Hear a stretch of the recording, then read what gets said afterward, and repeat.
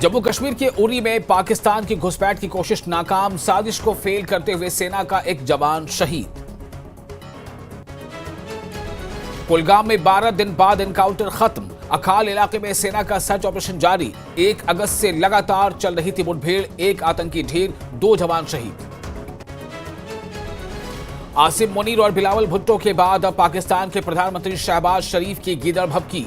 कहा, पाकिस्तान के हिस्से का 1 बूंद पानी भी नहीं छीन सकता भारत। सिंधु जल समझौते के रद्द होने से बौखलाया है पाकिस्तान। 5 साल बाद भारत चीन के बीच फिर शुरू हो सकती है सीधी हवाई यात्रा।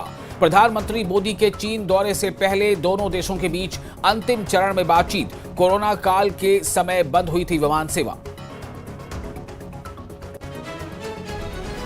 राजस्थान की जैसलमेर में आईएसआई का जासूस गिरफ्तार। डीआरडीओ के गेस्ट हाउस मैनेजर पर पाकिस्तान को खुफिया जानकारी देने का इल्जाम।